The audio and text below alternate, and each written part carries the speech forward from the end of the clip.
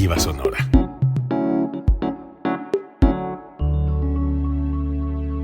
Código Libre.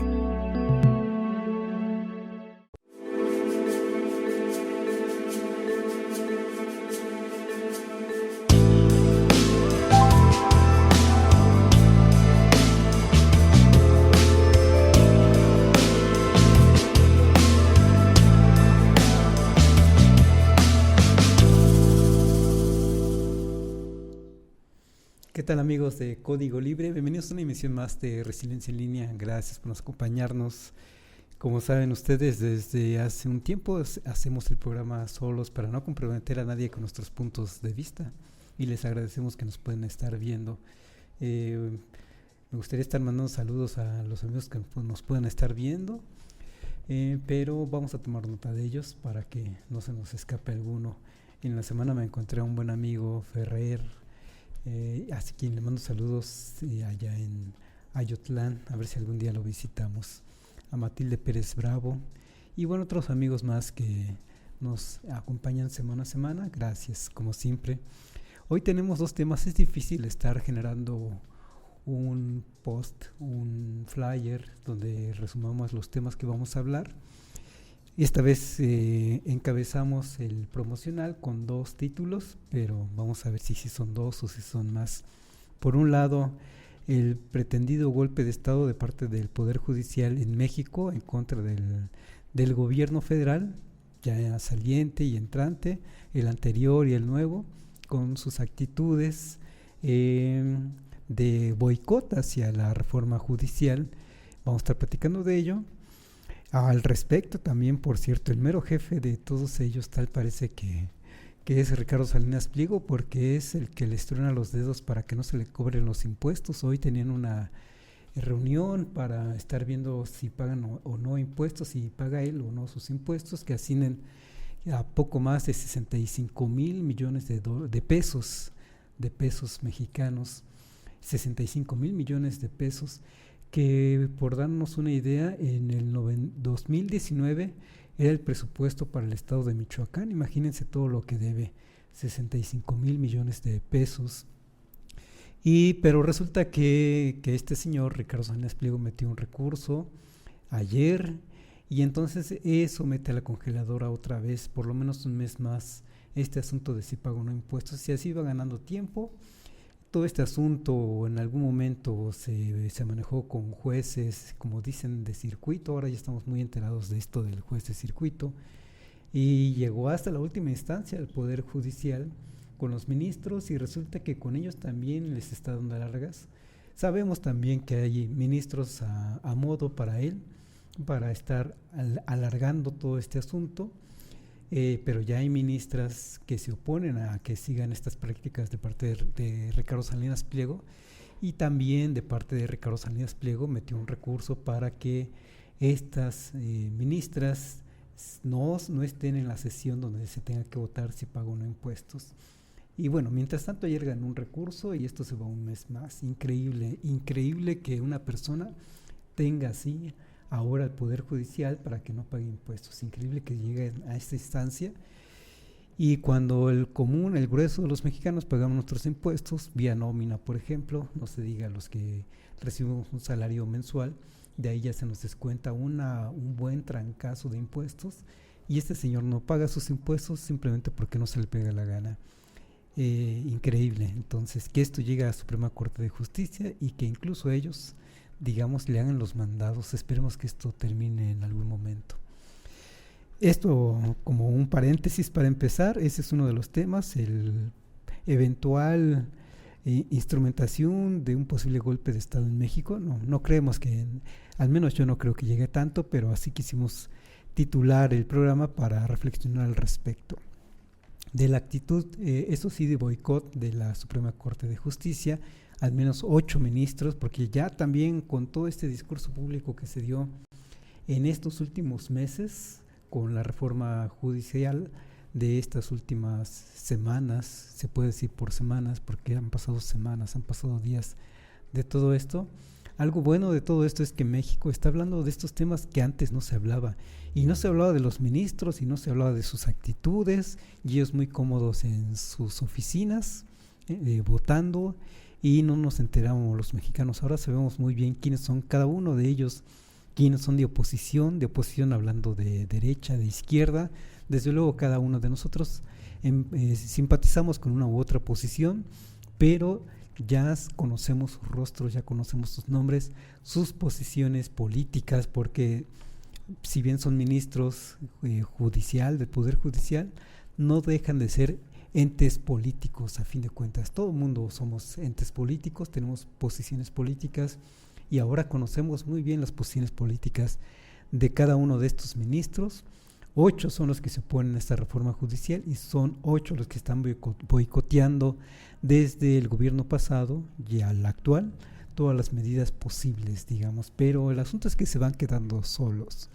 Vamos a estar platicando de ello inmediatamente, pero el otro gran tema que también queremos abordar es las razones geopolíticas que tiene Israel para el genocidio que lleva adelante desde hace un año, desde el 8 o 9 o 7 de octubre se cumplió un año de que inició, digamos, este genocidio de Israel. Él pone desde luego sus justificaciones y también queremos platicar de ello en la segunda parte, digamos, del programa.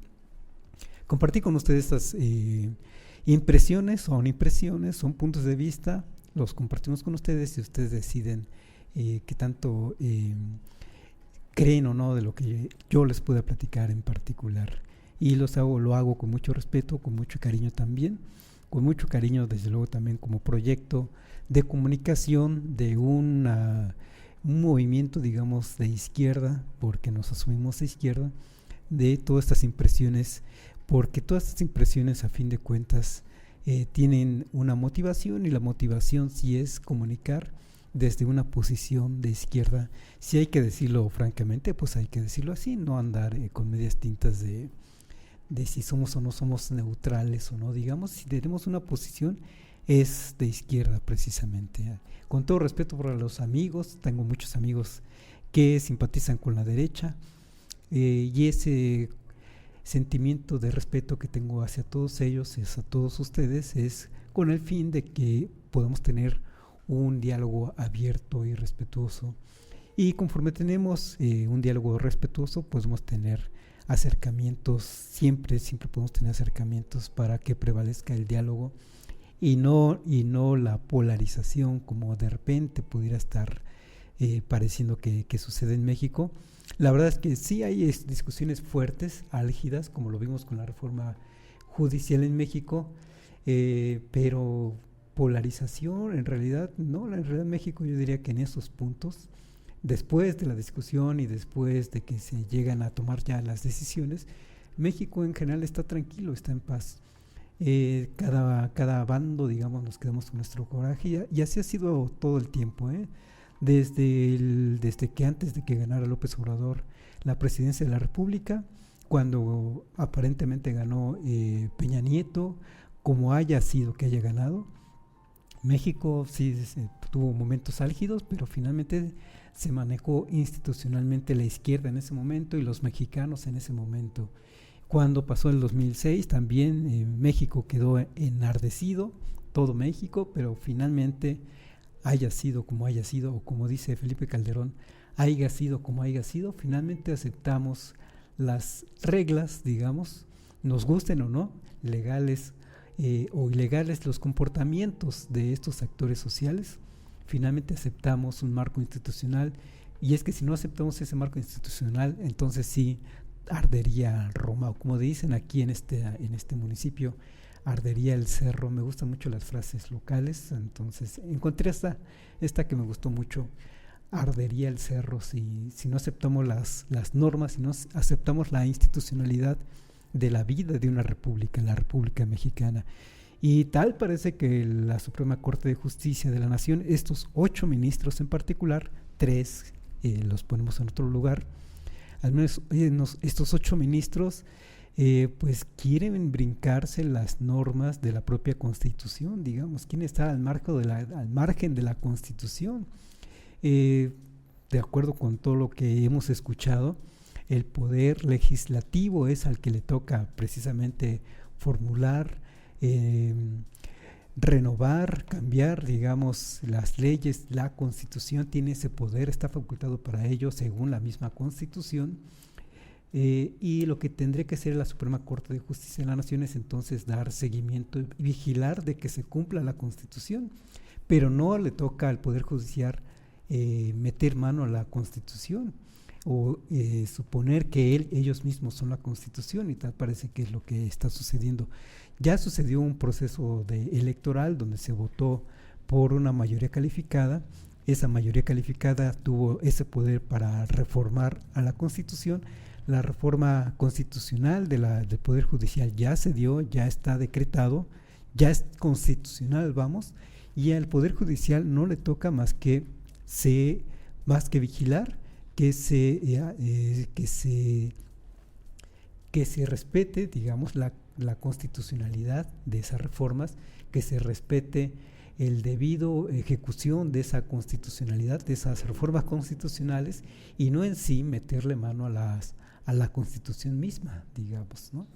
Estos temas de repente parecen complicados, sí, son muy complicados, y a la fecha seguimos viendo estos escenarios y estos acciones, y en este caso del Poder Judicial, de estos 8 ministros, amparados, ellos dicen, en la constitucionalidad misma.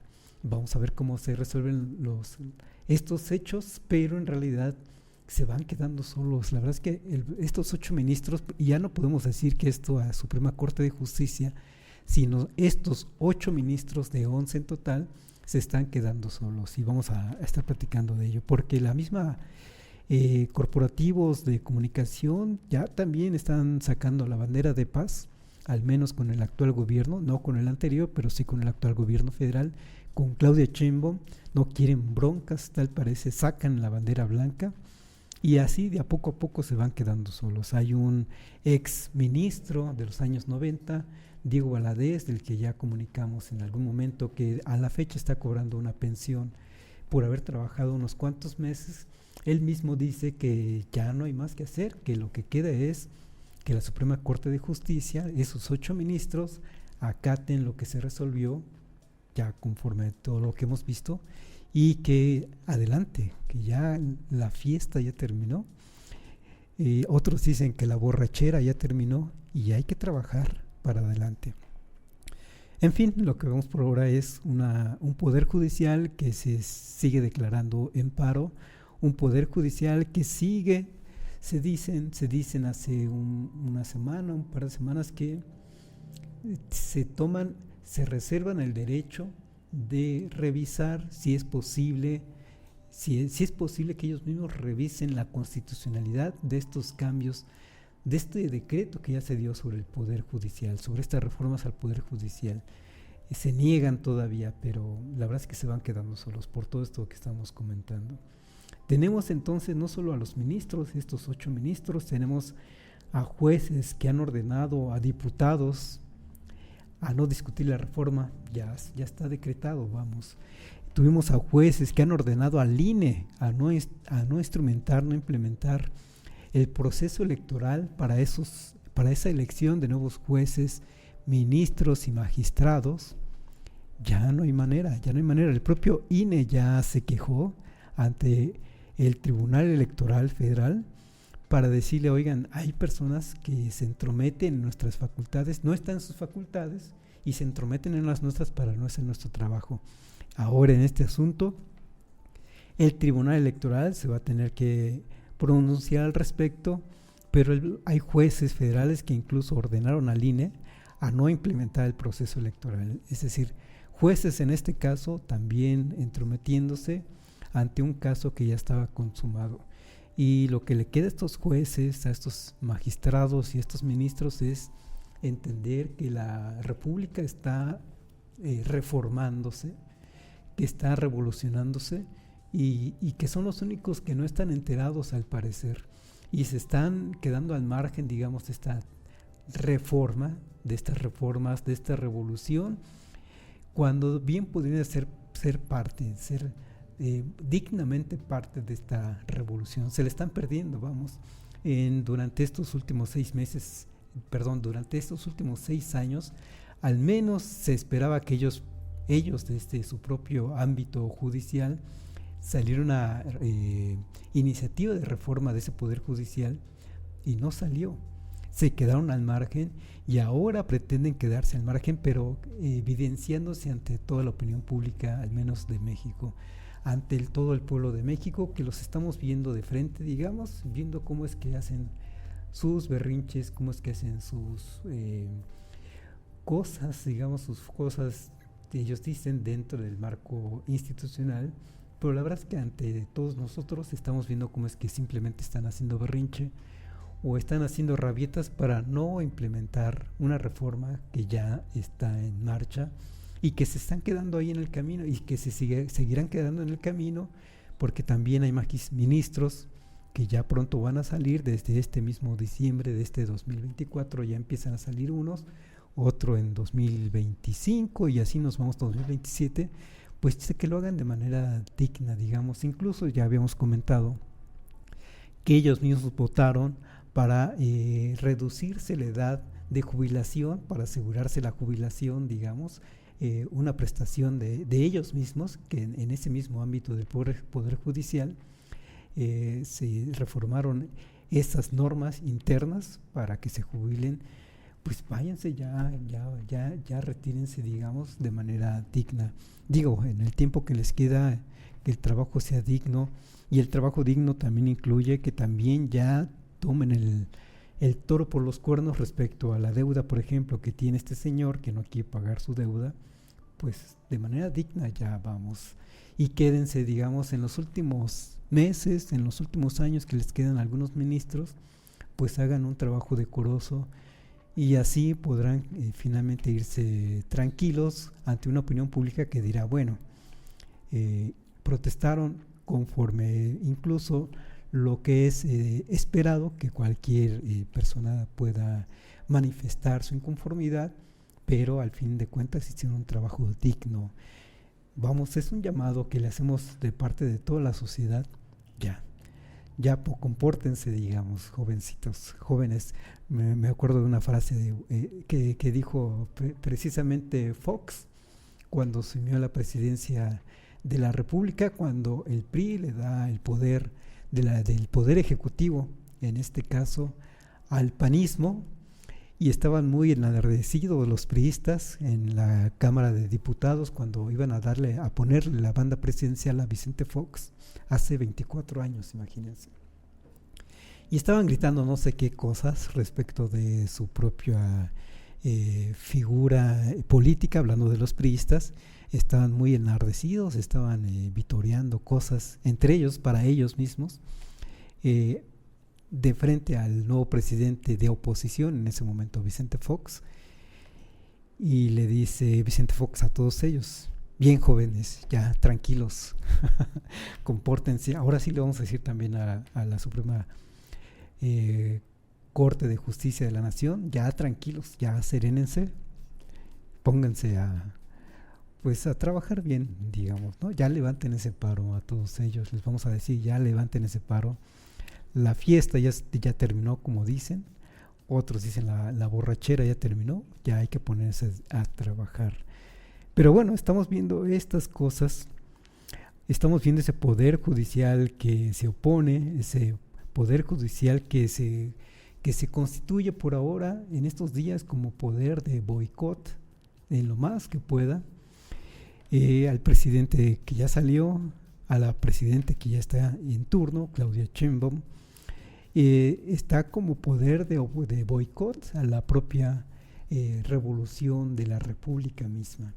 ¿Quién está por encima de la República misma? Y eso simplemente no es posible en términos institucionales.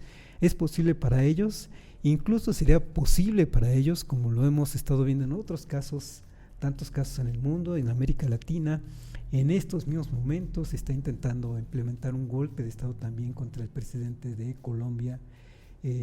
Hoy mismo hubo una resolución del Consejo Nacional Electoral de Colombia para desconocer el triunfo de de Gustavo Petro, el presidente de Colombia. Vamos, esos casos de golpes de Estado son factibles, sí, siempre y cuando ese poder golpista tiene respaldo. Y este poder golpista en México, de intenciones golpistas, al menos de intenciones de desestabilizar el país, pues no tiene ese respaldo ni al interior del país ni al exterior del país. En realidad estamos viendo a un poder judicial muy enardecido diciendo no reconocemos todo esto, en pocas palabras, palabras más, palabras menos, digamos.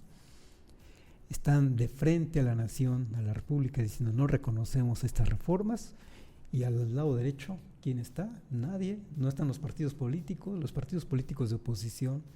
La verdad es que también están borrados por ahora, ya pasó una semana de gobierno de Claudia Sheinbaum y están borrados, digamos, del escenario público, y voltea al lado izquierdo, y el pueblo desde luego tampoco está de su lado. ¿Quién están por ahora? Y ni siquiera los simpatizantes de oposición, con la llamada marea rosa, tampoco los están apoyando, digamos, están solos, y están todo este poder de jueces, magistrados, ministros, están solos. Vamos, ya es momento de aceptar pues que perdieron, a fin de cuentas.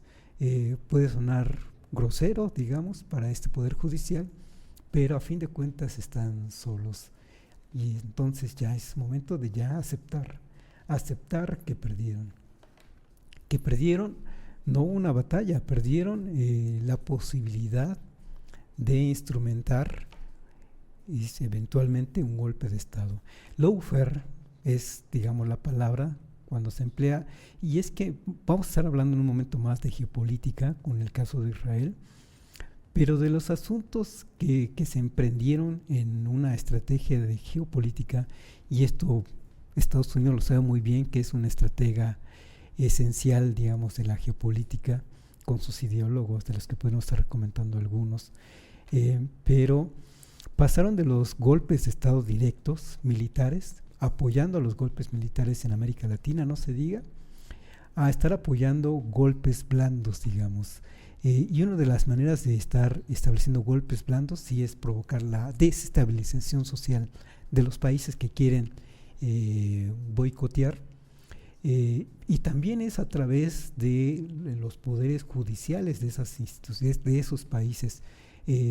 Una cosa es sí desestabilizar a la nación, otra cosa es decirle a los militares de esas naciones, darle un golpe de Estado a este presidente que no queremos que esté presidiendo tu país, y te reconocemos como autoridad. Lo han hecho muchas veces. Y otro mecanismo de los más recientes en años me refiero, es estar del lado del poder judicial de esos países para que ese poder judicial sea quien dé el golpe de Estado, desconozca la institucionalidad de ese país, de esas elecciones, y derroquen a los presidentes. Lo hicieron con Hugo Chávez como último caso, lo quieren hacer ahora con Gustavo Petro de Colombia. Y quizá lo que intentó Norma Piña, que es la cabeza de este poder judicial, fue vamos a intentarlo y a ver si nos apoyan. Y la verdad es que no hay apoyo. La verdad es que los mexicanos quieren estar tranquilos, incluso la oposición, y esto también hay que reconocerlo, de la oposición, de tanto simpatizantes no de partidos políticos como militantes de partidos políticos. Los propios partidos políticos están diciendo no, tranquilos, nosotros ya queremos estar trabajando de diferente manera. Digamos que si están invisibilizados, digamos, estos partidos políticos de oposición, PRI, Movimiento Ciudadano, PAN, y por ahí los senadores, diputados que quedan del PRD, pongamos que están reformulándose cómo vamos a emprender en adelante nuestra forma de vida, nuestros instrumentos ideológicos, nuestra comunicación. Quizá están en ello y por eso es que están por ahora silenciados, digamos, pero finalmente están aceptando las reglas, están diciendo esto ya se acabó, vamos a avanzar a otras cosas. El propio Claudio X González está silenciado, digamos. Están, desde luego, no quiere decir que están del todo vencidos, que están del todo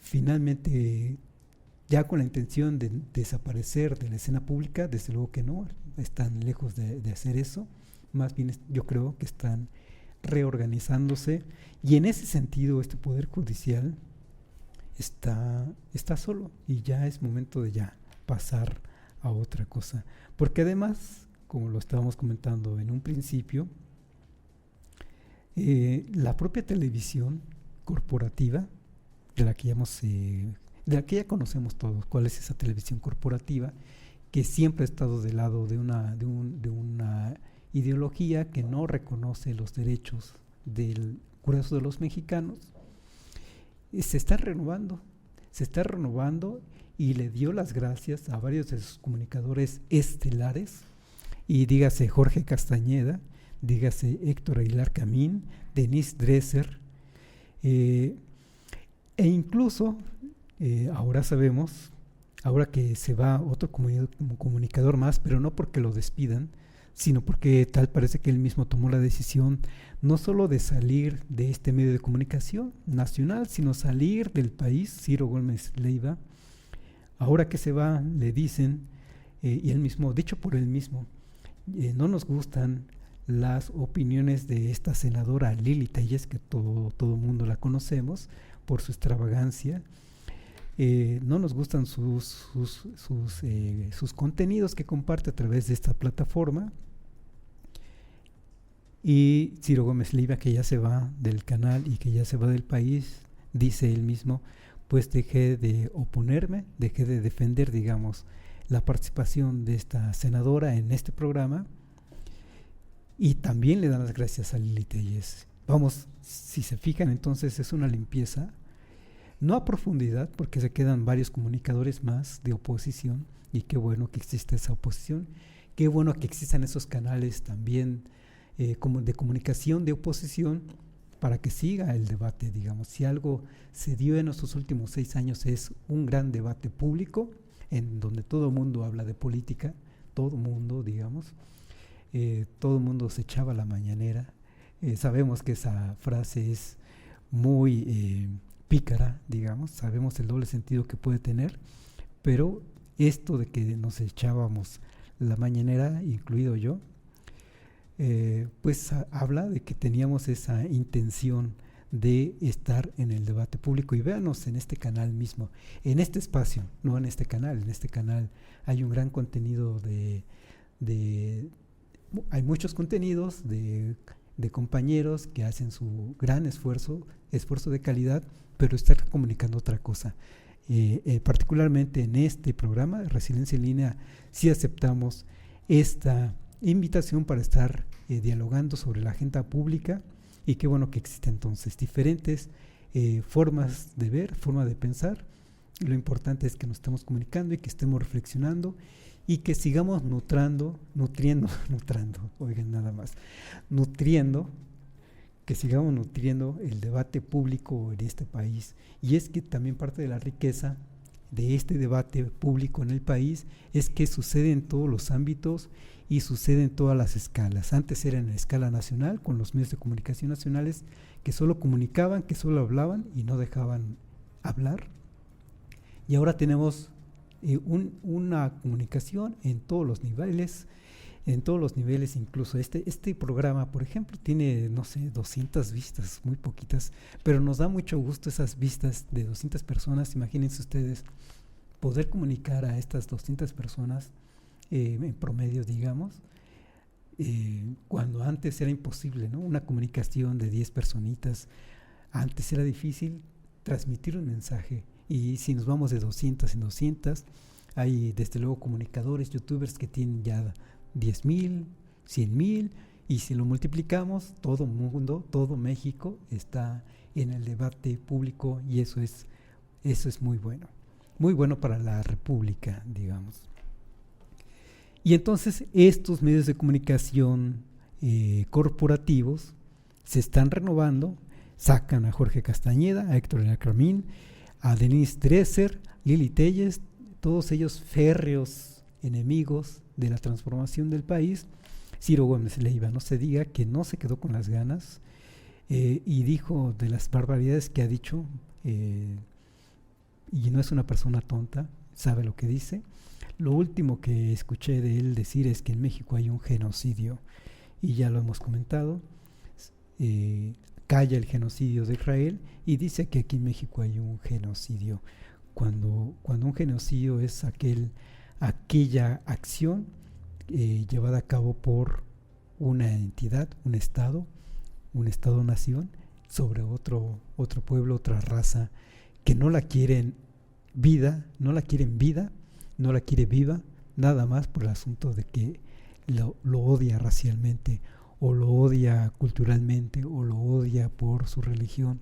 Vamos, es una gran tontería, pero bueno, todos estos personajes finalmente se van, y me llama la atención que quien entra, por ejemplo, en lugar de este último comunicador, entra también alguien muy conocido en redes sociales, Nacho Lozano, que tiene un programa llamado De Pisa y Corre, que ha sido esencialmente parodia, ha sido reírse del ámbito público, político.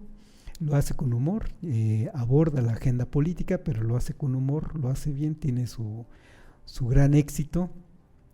Vamos, me llama la atención cómo es que salen personas muy, muy serias y muy resentidas también, y entra un personaje con mucho humor. Desde luego seguramente va a ser para refrescar la imagen de todos estos medios, y es una gran señal, una señal poderosa que lanzan estas televisoras, todos estos medios de comunicación nacionales, hacia Claudia Sheinbaum para decir: vamos a llevarnos en paz, yo te tiendo la mano.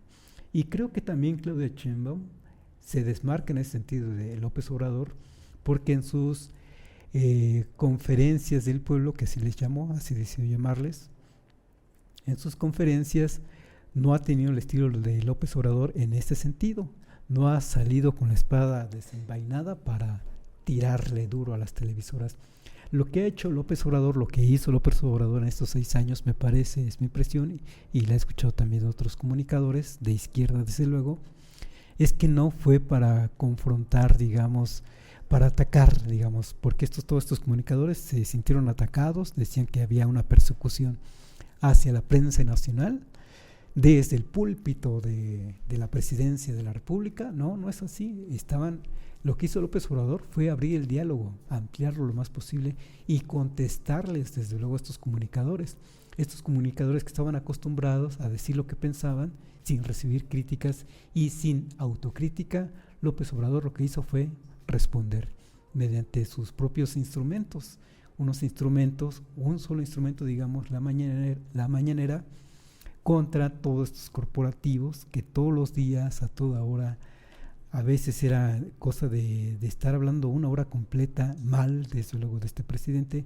Y lo que hizo este presidente fue responderles. Y yo creo que en este país, precisamente, si de algo queremos que suceda, que está sucediendo y que defendemos, es que haya una comunicación, que haya una libre expresión de todos y todas, y desde luego en esto no está excluido el presidente y ahora la presidenta de la República, que también responderá cuando quiera, cuando considere que hay que responder fuerte.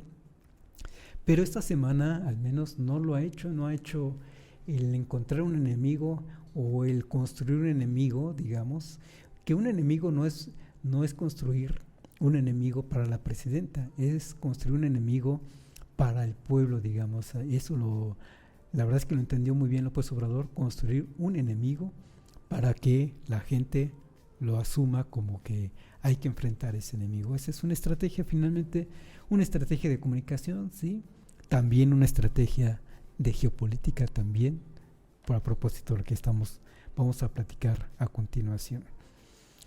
Vamos a ver entonces esto, que tenemos una televisión que dice: vamos a llevarnos en paz, tiendo la mano, y tal parece que Claudia Sheinbaum no es que tienda la mano, pero dice: mi estrategia de comunicación va a ser otra. Por cierto, también otro rasgo importante que noté respecto de esta nueva presidencia encabezada por Claudia Sheinbaum es no tanto la estrategia de seguridad que ayer se presentó, la estrategia de seguridad y que se estará comentando en diferentes medios, sino que, a diferencia de Rosa Isela, la secretaria de Seguridad Pública recién pasada, y ahora esta misma Rosa Isela es la nueva secretaria de Gobernación, ya no es jefa de policía. Ahora el jefe de policía, como sabemos, es Omar García Harfuch, y la diferencia sustancial que se puede ver, nada más con una imagen, pero una imagen también muy poderosa, es salir a terreno, pisar el terreno de los dominado por el narcotráfico en Sinaloa, lamentablemente para Sinaloa, pero va Omar García Harfuch y se planta en su terreno con los otros miembros del gabinete de seguridad y hace un recorrido por Culiacán. Es un mensaje fuerte decir: voy y me planto en tu sitio donde tú operas, hablando del crimen organizado, y es una señal de algo va a cambiar. Esperemos que así sea. Desde luego los mensajes visuales son una cosa, los hechos son otra cosa, y si algo sí necesita este país es que haya un abatimiento todavía mayor de la delincuencia y de la delincuencia que afecta a los mexicanos, a las mexicanas. Ese mensaje desde luego lo está dando Omar García Harfuch, desde luego en coordinación o bajo la supervisión o bajo el mando de Claudia Sheinbaum, que no habíamos visto en el gobierno anterior.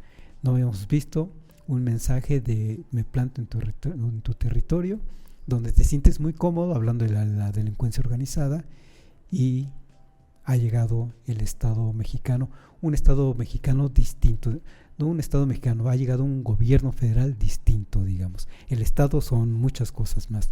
El Estado no es el gobierno, el Estado son muchas cosas más. El poder judicial, el poder legislativo, el poder judicial y todas las instituciones, el ejército, la escuela misma, la iglesia, todo eso junto, y el pueblo, desde luego, todo junto es el Estado.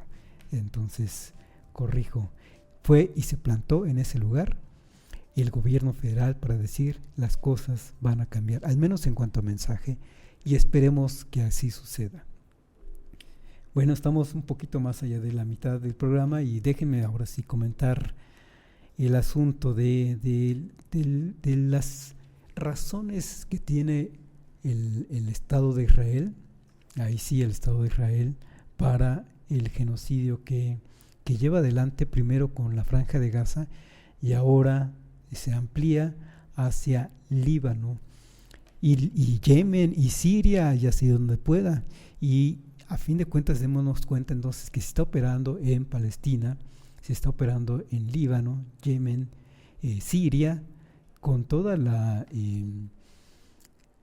ante la vista de todo el mundo, haciendo lo que le place y nadie lo detiene, porque para empezar tiene detrás el respaldo de Estados Unidos. Meterse con Israel es meterse con Estados Unidos, y entonces ahí sí la piensan dos veces aquellos que quieran proteger, digamos, eventualmente a estos naciones, a estos estados y a estos pueblos, digamos, porque cada uno tiene su rango. Palestina no es un estado, sí es un pueblo, pero Siria se supone que sí es un estado, aunque llevado a la ruina por parte de Estados Unidos y muchas fuerzas más. Hubo ahí una fuerza multilateral que atacó al Estado Islámico, digamos, que quiso operar en territorio de Siria, que es un estado que venía siendo gobernado por se me va el nombre de este ministro, ahorita lo recuerdo, pero una vez derrocado este ministro, queda frágil, digamos, este estado de Siria, y es cuando quiere entrar a operar un llamado Estado Islámico, que es un régimen de preferencia árabe, digamos, que no quiero decir, desde luego, que los árabes son y no quiero usar la palabra de terroristas, porque terrorismo lo denominan los países que apoyan a Estados Unidos. La verdad es que estos llamados grupos terroristas tienen una lógica también, y tienen unas razones también para estar operando, y están muy enojados con Estados Unidos, desde luego, y están muy enojados con los países que operan con Estados Unidos, Israel también, para empezar, desde luego.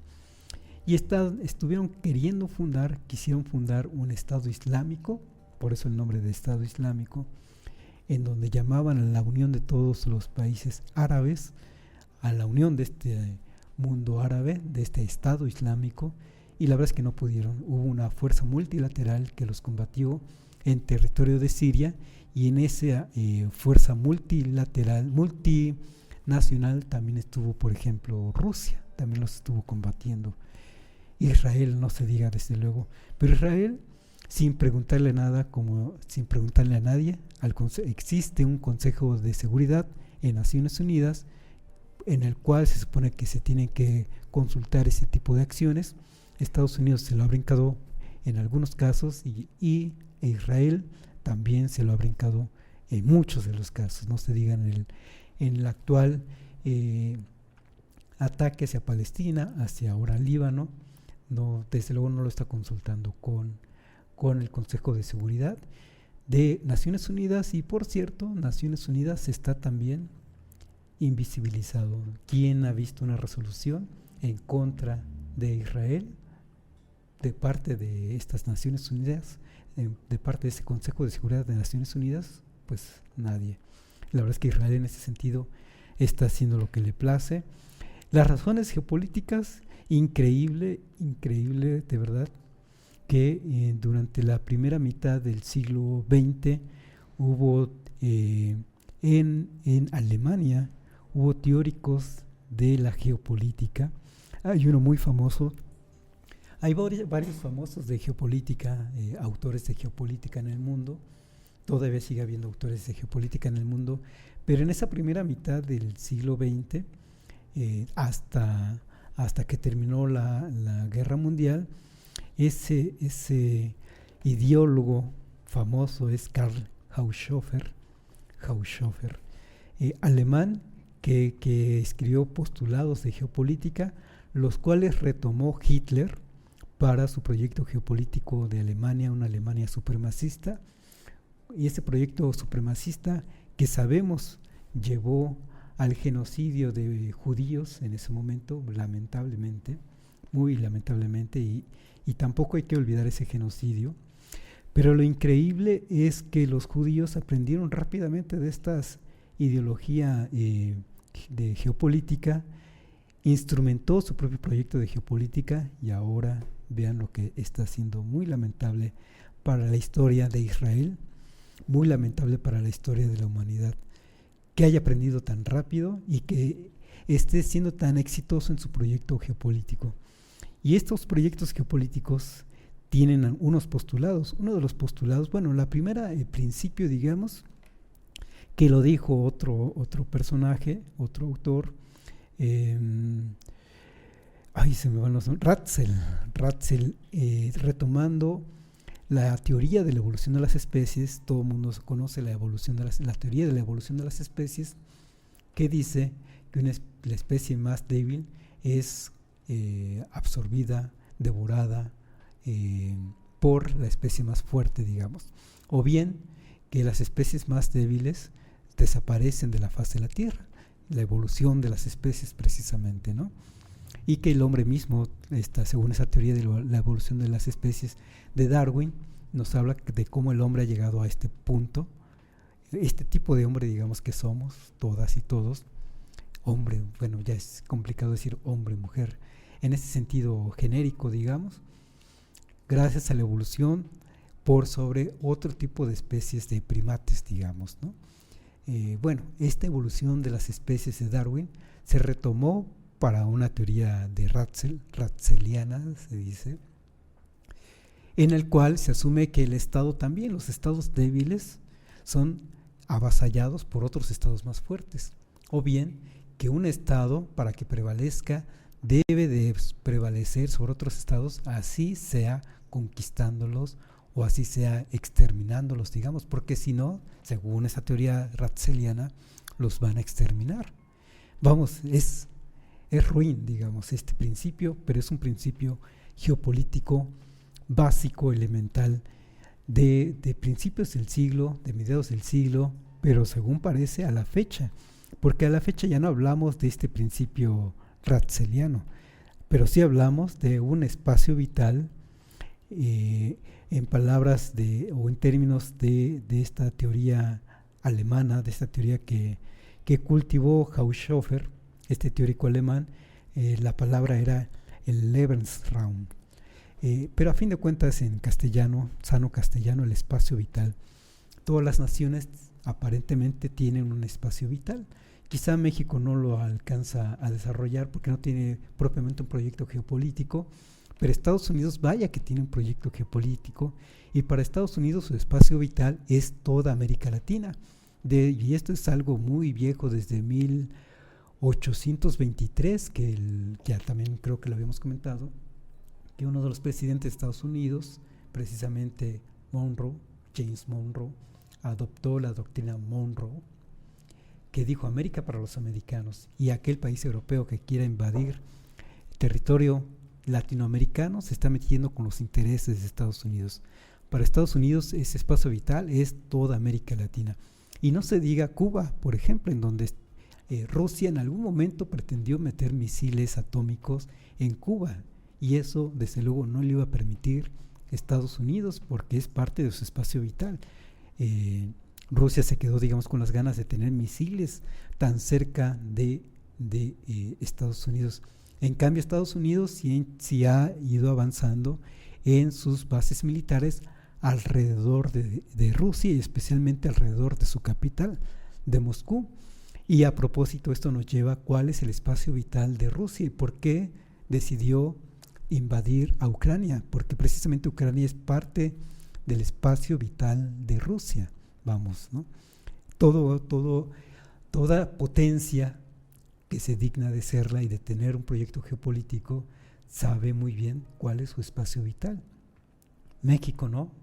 México es más bien el espacio vital de Estados Unidos, y si México se metiera en la lógica de voy a firmar un tratado un tratado militar con Rusia, pues estaríamos cometiendo la misma tontería que cometió Ucrania al pretender salirse del espacio vital de Rusia. La consecuencia fue Rusia invadió Ucrania. La consecuencia para México sería la invasión de Estados Unidos, desde luego, y sin pensarlo, sin chistar, digamos. Eso es lo que sucedería con México si pretendiéramos algo similar a lo que pretendió Ucrania. Y desde luego Israel en este sentido también tiene su proyecto geopolítico y tiene también definido su espacio vital, y su espacio vital abarca desde luego Palestina, y abarca Líbano, y abarca Siria, y abarca toda esta región. Y desde luego para Estados Unidos eso le conviene muy bien. Estados Unidos tiene de aliado en esta región a Israel, que aparentemente es la única democracia, al menos democracia occidental, en esta región.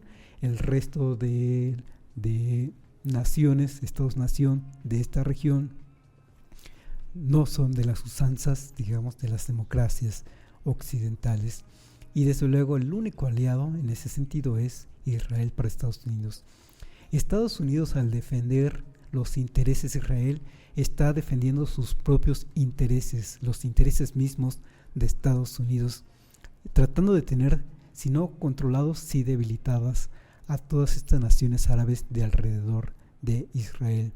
Israel, que desde luego se ubica en una zona muy conflictiva, muy complicada para ellos, para el propio Israel, pero hay que reconocer a Israel que desde que se fundó como nación en 1948 empezó a trabajar seriamente en su proyecto de Estado-Nación, seriamente en su proyecto de Estado judío, seriamente en su proyecto geopolítico, y seguramente dijo nunca más un genocidio hacia nuestro pueblo, y aquel que se meta con nosotros la va a pagar. Y lo ha dicho abiertamente, así lo ha dicho el primer ministro Benjamin Netanyahu, cuando por ejemplo hace un año recibió los ataques de estas fuerzas de Hamas operando en Palestina.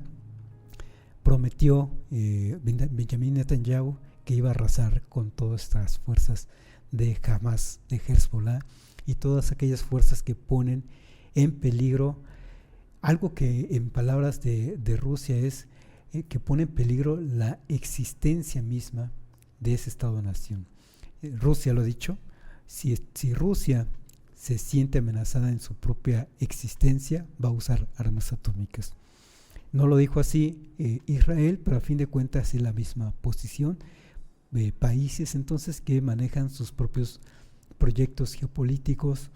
Y bueno, estamos entendiendo las razones de Israel, pero desde luego no las compartimos. No compartimos ese sufrimiento que está llevando a niñas, niños, que los está matando, que los está dejando mutilados, que los está dejando ciegos ahora con el último ataque por medio de celulares, no eran celulares propiamente, eran localizadores, una tecnología vieja, digamos, que estaban usando en territorio de Líbano. Ellos dicen que miembros de Hezbollah, la verdad es que también lo estaban usando otros pobladores civiles y les hicieron estallar ese dispositivo móvil, y entre que los mataron a unos, y eran por miles, y entre que los mutilaron de los ojos, del rostro, de las manos, a muchos otros, a miles más. La verdad es que eso no se lo podemos perdonar, ni permitir ni perdonar a el Estado israelí y a la población israelí que apoya, digamos, a su gobierno, porque tal parece que tiene buenos indicadores de popularidad Benjamín Netanyahu respecto de su población.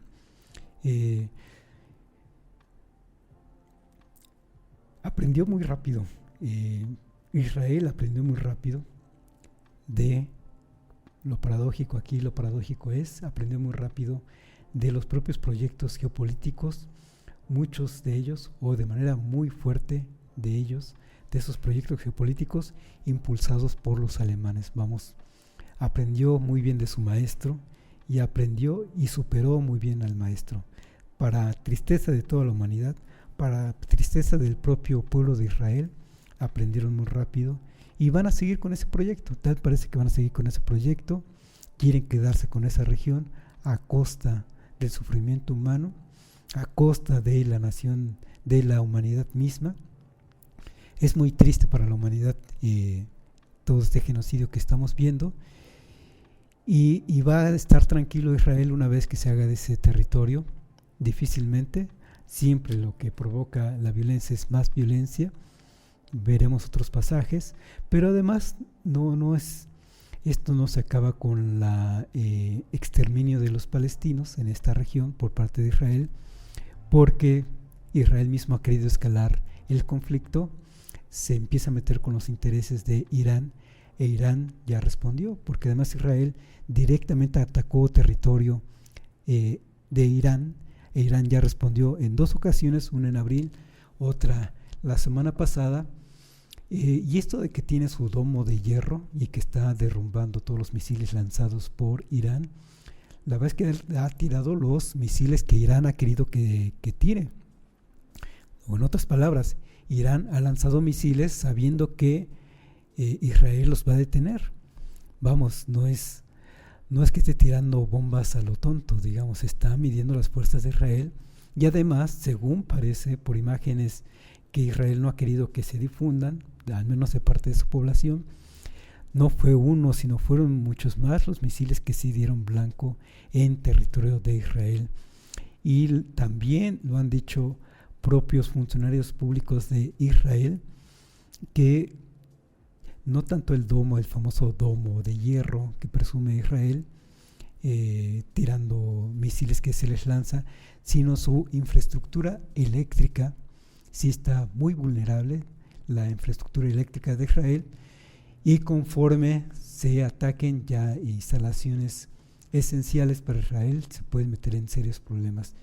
Lo que está haciendo Irán, o lo que ha hecho Irán, es medir las fuerzas de Israel, y eventualmente en un ataque más fuerte, en una escalada todavía más grande, desde luego que le pueden hacer mucho daño a un estado, a Israel, que además es pequeño, en términos de población es pequeño, poco más de 10 millones de habitantes, en un territorio no muy grande. La verdad es que también tiene serios problemas de seguridad nacional, así que sí se lo tiene que pensar 2 veces. Si bien Estados Unidos puede defender y contraatacar a Irán y hacerle mucho daño Estados Unidos a Irán, mientras tanto Israel puede tener serias dificultades, serios ataques que pondrían también en una crisis existencial a su propia población. Y desde luego que eso tampoco queremos, no queremos un exterminio de la humanidad misma, ¿verdad? No queremos eso, pero Irán ya empieza a participar en este conflicto bélico, y la verdad es que una vez que entre en conflicto bélico Irán, la verdad es que otro actor importante de esta región, Rusia, no va a dejar solo a Irán, porque Irán también es un pilar para los intereses del existencialismo mismo de Rusia. Vamos, no solo Estados Unidos tiene intereses en esta región, Rusia también tiene sus intereses en esta región, cada uno son aliados, digamos. Irán es aliado de Rusia en términos pragmáticos, de China también junto con ello, y Rusia no va a dejar caer, digamos, a Irán, porque entonces caerían los intereses de la propia Rusia. Y hablando de supervivencia existencial de estas naciones, no van a dejar caer a estas naciones. Entonces, este conflicto puede escalar todo lo que se quiera. Por ahora, después de la Segunda Guerra Mundial, después de haber lanzado 2 bombas atómicas Estados Unidos hacia Japón, después de ellos no ha habido lanzamiento de armamento atómico, y esperemos que el Estado de Israel no sea tan estúpido para lanzar las primeras, o que escale este conflicto en esta región. Lo mejor es serenarse, lo mejor es encontrar una solución a todo este conflicto, porque, insisto, aunque Israel avance territorialmente sobre estos pueblos, no es que va a conseguir la paz, no va a encontrar la paz, y más bien la violencia lo va a perseguir, quizá no hoy, quizá no en los próximos meses, pero sí en un futuro próximo, y veremos escenas nuevamente como las que vimos el año pasado, cuando entró un comando armado a territorio de Israel y mató a cientos de personas y tomó de rehenes a otros tantos cientos de personas. Como suele decirse, y se dice porque la historia da los ejemplos muy tristes, lo mejor es encontrar soluciones a todo esto, porque una violencia trae más violencia. Y Israel, aunque por ahora se asume hegemonía en esta región, se asume poderoso en esta región, se asume indolente en esta región, finalmente no va a poder descansar en paz. Con todo el dolor que ha provocado en este último año, ya le tienen guardado mucho odio, mucho rencor, mucho resentimiento, y es cosa de tiempo para que alguien, ya sea un grupo, ya sea una persona, vaya y busque venganza finalmente. No lo digo yo, lo dicen los hechos históricos. Esto de que recordemos lo que pasó con el genocidio de judíos en manos de alemanes es para que no vuelva a suceder, pero tal parece que no aprendemos. Y Israel, que vivió en carne viva todo este genocidio, tal parece que no aprende, no entiende que la violencia trae más violencia, no entiende que la guerra solo le va a traer más guerra y sufrimiento a su propio pueblo. Y en esas estamos, un primer ministro genocida y un pueblo, una población que tolera los actos de este genocida que tiene como líder en estos momentos. Y seguiremos platicando de estas cosas porque el genocidio sigue adelante. Pero además, y en estos últimos 2 minutos déjenme decirles algo muy revelador. ¿Quién financia el genocidio que lleva a cabo Israel? No solo es Israel, desde luego. Existen, y esto es algo que se lo quedan muy calladito, ciertos actores predominantes también en el mundo, y estos actores son una banca, es el sistema bancario, particularmente dos bancos que además operan en México, Santander y BBV, desde luego son corporativos españoles. Las decisiones, las grandes decisiones se toman en España, no se toman en México.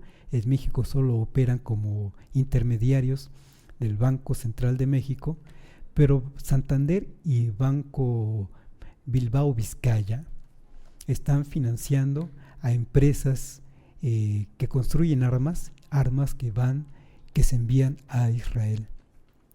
Y nada más, y por ejemplo, le financian proyectos armamentistas de la empresa Boeing, esta que hace aviones militares, también hace aviones civiles, pero hace aviones militares, y esos aviones militares y este armamento se está yendo a Israel, armamento con el cual están matando a palestinos, con el cual están llevando el genocidio en Palestina y ahora en Líbano.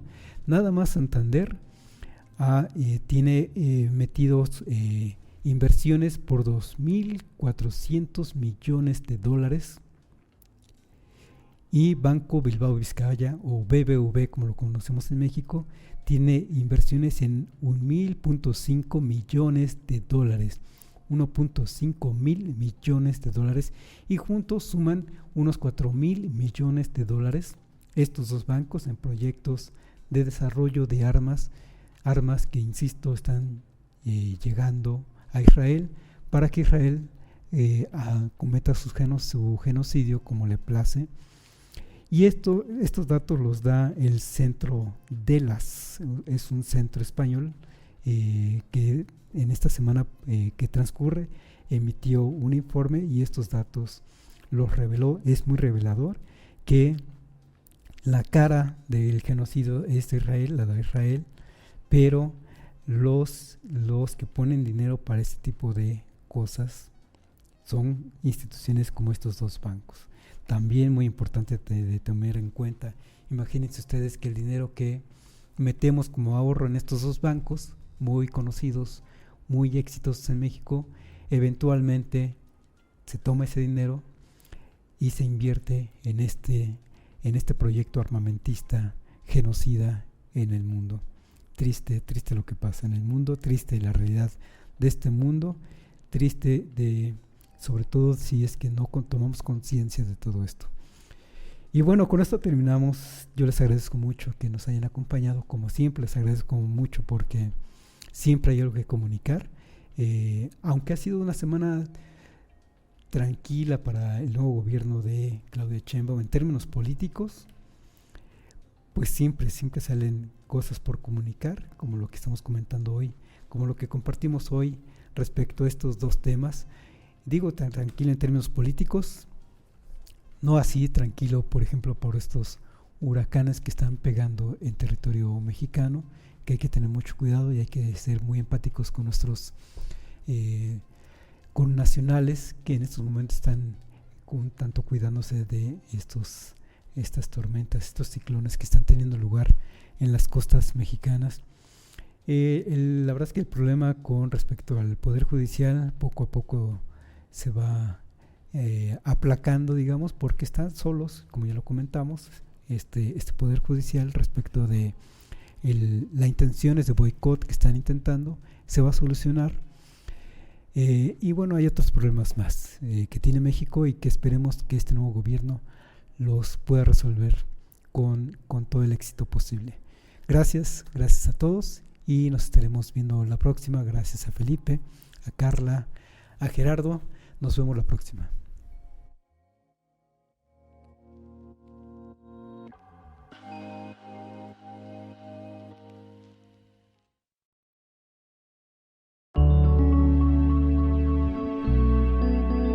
Código Libre.